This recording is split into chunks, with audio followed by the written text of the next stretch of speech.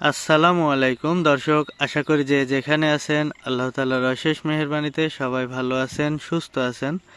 দর্শক, আমরা দীর্ঘ 5 বছর যাবৎ পাবদা মাছ চাষের সাথে যুক্ত আছি। আমরা মূলত বাংলা মাছ চাষ করি। বাংলা মাছের সাথে মিশ্রভাবে পাবদা, গুলশা, ট্যাংরা এই সমস্ত মাছগুলি চাষ করি। তো 5 বছর যাবৎ আমরা বাংলা মাছের সাথে মিশ্রভাবে কখনো 2টা কখনো 3টা পুকুরে পাবদা মাছ চাষ করতেছি। তো এবার আমরা 2টা পুকুরে পাবদা মাছ চাষ করেছিলাম। আমাদের 2টা পুকুরেই 100%। এটা একটা, আর অন্য আরেকটা একটু দূরে আছে। এটা আমি আমার বাড়ির পাশের পুকুর বলি। তো এই পুকুরটায় আর অন্য একটা পুকুরে আমরা এই 2টা পুকুরে পাবদা মাছ চাষ করি। তো এইবার পাবদা মাছ চাষে আমাদের প্রচুর পরিমাণে ধকল গেছে। আমরা 5 বছর যাবৎ পাবদা মাছ চাষ করতেছি। তার মধ্যে এই সিজনটা এবং এর আগে একটা সিজন, এই 2টা সিজন আমাদের প্রচুর পরিমাণে ধকল গেছে। ধকল যাওয়াটা কি, আমাদের প্রচুর পরিমাণে মাছ মারা গেছে। মাছের শরীরে ক্ষত হয়ে ঘা ধরে প্রচুর পরিমাণে মাছ মারা গেছে। আমাদের প্রচুর পরিমাণে অ্যান্টিবায়োটিক দিতে হয়েছে, বিভিন্ন মেডিসিন দিতে হয়েছে। দিয়ে যে মাছ মরেনি তা না, আমাদের প্রচুর মাছ মরে গেছে, কিন্তু আমরা শুধু মাছ টিকা রাখার জন্য বিভিন্ন পরিমাণে মেডিসিন ব্যবহার করেছি। তো অনেকেই জানতে চাচ্ছিলেন যে আসলে আমাদের এবার কি অবস্থা। আমি যেহেতু বারবার মাছ বিক্রি শেষে একটা হিসাব দিয়ে থাকি যে আমরা লাভ করলাম না লস করলাম। তো আমাদের মাছ বিক্রি হয়ে গেছে অনেক আগে। দেখুন, আমি পুকুরে পানি সম্পূর্ণ শুকায় দিয়েছিলাম। শুকায় দিয়ে নতুন করে ভেকু দিয়ে পাড় মেরামত করে নিয়েছি। আমাদের পাড় ভেঙে গেছিল। আসলে মাছ চাষ করার মতো পরিবেশে ছিল না। আমাদের বালু মাটি, মাটিতে একটু আমরা পুকুরে যেহেতু এরোটা চালাই, পাড়ে ঢেউ লাগলে পাড় ভেঙে নষ্ট হয়ে যেত। তো প্রচুর পরিমাণে নষ্ট হয়ে গেছিল। আমরা আবার ভেকু দিয়ে মেরামত করলাম, এবং তলের মাটি আমাদের কখনো শুকানো হয়নি। আমাদের এই পুকুর কাটার বয়স 12 বছর ওভার হয়ে গেছে। যখন থেকে পুকুর কাটি, পানি যতটুকু কমানো যায় কমাইছি, কিন্তু নিচের মাটি কখনো শুকায়নি।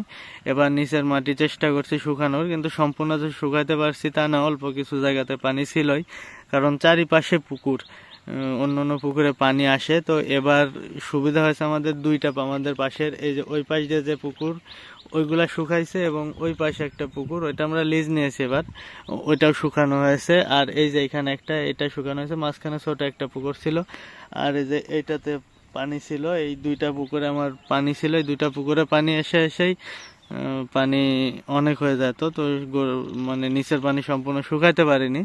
তো সাইডের পানি যতটুকু পারছি শুকায় ফেলছি।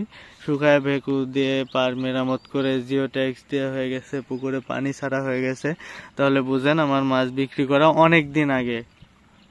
যেহেতু পার শুকায়, পার পুকুর কেটে আবার পানি ছাড়ছি, পানিও প্রায় অনেক পানি হয়ে গেছে পুকুরে।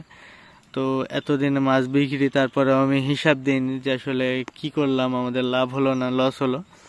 তো এবার আমরা 2টা পুকুরে পাবদা মাছ চাষ করেছিলাম। আমাদের 2টা পুকুরেই মাছ মরক লেগে গেছিল, ভাইরাস ধরে শরীরে ক্ষত সৃষ্টি হয়ে মাছ মারা যাচ্ছিল। দেখাইছি আপনাদেরকে, যারা নিয়মিত আমার ভিডিও দেখেন তারা জানেন যে আমার মাছের কি অবস্থা হয়েছিল। তো আমি প্রথমে এই পুকুরটার হিসাবে আসি। আমাদের এটা 100% জলকরের একটি পুকুর। আসলে টোটাল জলকর 100%-এর বেশি হয়, আমি এটা বারবারই বলি যে জলকর 100%-এর বেশি হয়। কিন্তু যখন পানির গভীরতা আমরা টোটালে 10 ফিট ধরি, দেখুন এই যে আমার পাড় বরাবর পানি থাকে, ওই জায়গা থেকে এই পর্যন্ত যতই আমি পানি পাড় ডুবাই দিলেও কিন্তু আমার 10 ফিট গভীরতা হবে না। আরও নিচে গিয়েও যদি পাড় ডুবে আমার পুকুরে পানি ভেসে বাইরে বের হয়ে যায়, তারপরেও 10 ফিট গভীরতা হবে না। মাঝখানে গিয়ে আবার 12-14 ফিট হয়ে যাবে।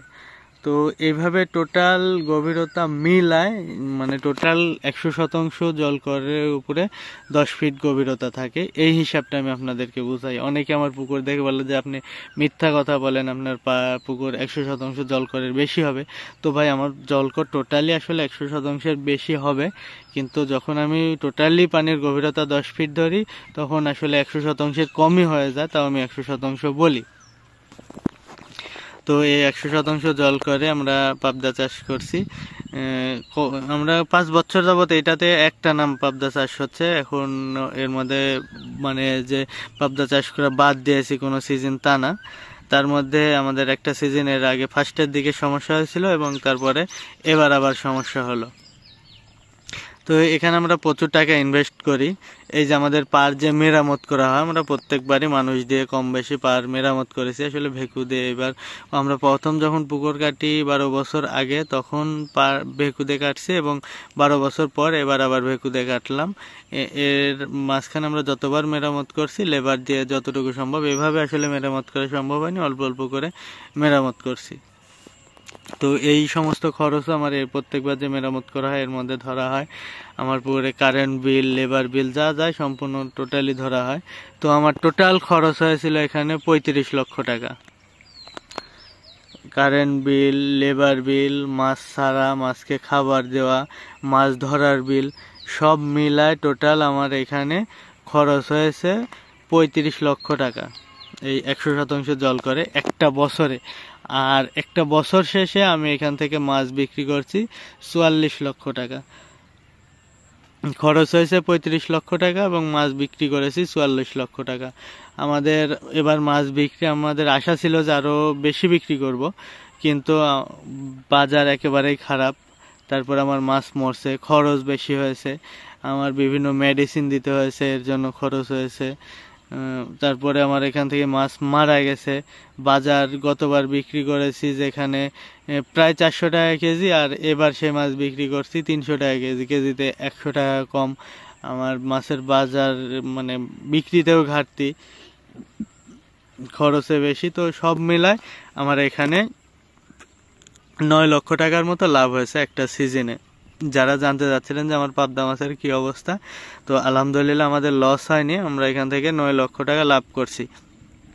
আর আমার আরেকটা পুকুরে পাবদা মাছ চাষ করছি, ওইটাতে কি অবস্থা, ওইটাতে আমি খরচ বলবো না, আসলে ওইটাতে আমরা লাভ করতে পারিনি। আমরা যে টাকা খরচ করছি সেই টাকা রিটার্ন নিয়ে আসতে পারছি, ওইখানে আমাদের কোনো লাভ হয়নি।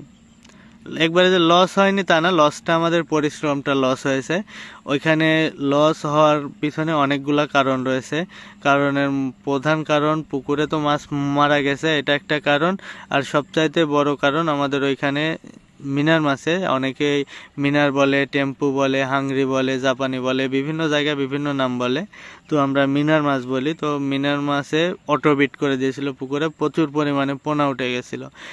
আর আমরা যে পরিমাণে খাবার দিছি মাছকে, দেখা যাচ্ছে যে কখনো কখনো 3 বস্তা 4 বস্তা করে খাবার খেয়ে নিছে। আর আমরা ভাবছি যে হয়তো আমাদের মাছ পাবদা, শুধু পাবদাতেই খাবার খাচ্ছে, কিন্তু আমাদের পাবদা যা খাবার খাইছে তার চাইতে বেশি মিনার মাছে খাবার খাইছে।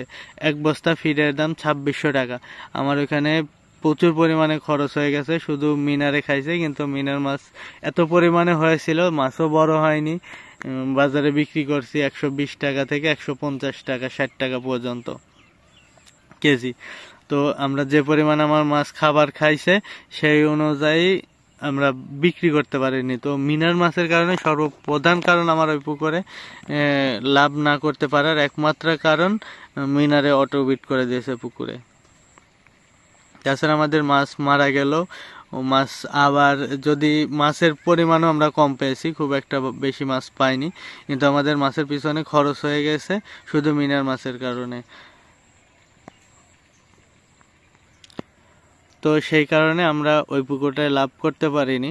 তবে এখন যদি বলেন যে ভাই আপনারা লাভ করতে পারেননি, তারপরেও কি পাবদা মাছ চাষ করবেন, ইনশাল্লাহ আমরা আবারও পাবদা মাছ চাষ করব। আমার এটাও মেরামত হয়ে গেছে, ওইটা এখনো, যেটাতে আমরা লাভ করতে পারিনি ওইটা এখনো মেরামত হয়নি, ওইটা মেরামত চলতেছে। এবার আমরা 4টা থেকে 5টা পুকুরে পাবদা মাছ চাষ করবো। এবার তো 2টা পুকুরে চাষ করছি, এটাতে মাত্র 9 লক্ষ টাকা, 35 লক্ষ টাকা ইনভেস্ট করে মাত্র 9 লক্ষ টাকা লাভ করছি। আরো ওই যে এটা একটা, ওই পাশে একটা আছে, মাঝখানে যে একটা পুকুর দেখতেছেন ওই ওপার একটা পুকুর, এটা ওই পাশে একটা, আর যেটাতে আরেকটাতে চাষ করেছিলাম ওইটা, এবং অন্য একটা মানে একটু কনফিউশনের মধ্যে আছি যে ওইটাতে চাষ করব কি করব না। কারণ আমরা এবার শিং মাছ চাষে যাচ্ছি প্রথমবার, শিং মাছে প্রচুর পরিমাণে ইনভেস্ট করতে হবে, এবং 5টা পুকুরে যদি পাবদা মাছ চাষ করি, এক একটা পুকুরে প্রচুর টাকা করে ইনভেস্ট করতে হবে। তো সব মিলাই কুলা উঠতে পারবো কিনা, সেই কারণে ওইটা এখনো হোল্ডে রাখছি, ওইটা শিওর না। তবে এই 4টাতে শিওর যে চাষ করব ইনশাল্লাহ। তো পাবদা মাছের লস করতে পারিনি, লস হয়নি, মানে খুব একটা লাভ করতে পারিনি। তারপরেও আমরা পাবদা মাছ আবার 4টা পুকুরে চাষ করব। এর আগে 2টা করেছি, এবার 4টাতে করব। আর 4টাতে যে ব্যাপক পরিসরে করব তা না, মাছের পরিমাণ একটু কমাই দিব, দিয়ে 4টাতে করব। আর আরেকটা হোল্ডে রাখছি, ওইটা শিওর না। তো এটাই আমার পাবদা মাছের আপডেট, যে এই পুকুরটায় আমরা 9 লক্ষ টাকা লাভ করতে পারছি।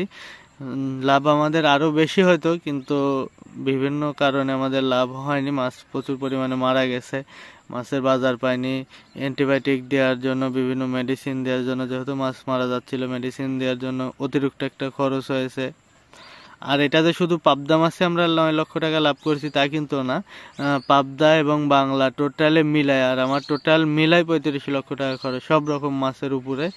এবং আমরা সব রকম মাছ মিলাই বিক্রি করে আমরা এই 9 লক্ষ টাকা লাভ করছি। আর আরেকটা পুকুরও, এটা আমাদের পরিশ্রম বৃথা, আমরা যে পরিমাণে শ্রম দিই, কারণ আমরা নিজেরাই শ্রমিক, নিজেরাই মালিক। অন্য টুকিটাকি কাজে, যে পার মেরামতের কাজ, পোর কাটার কাজ, এগুলা লেবার দিয়ে করতেছি, কিন্তু খাবার দেয়া, তারপরে দেখাশোনা করা, এগুলো সব আমরা নিজেরাই করি। আর এখন অনেকে বলতে পারেন যে ভাই আপনাদের প্রহরীদারের কোনো খরচ লাগে না। আসলে আমাদের কোনো পুকুরে কোনো প্রহরীদার প্রয়োজন হয় না, আলহামদুলিল্লাহ।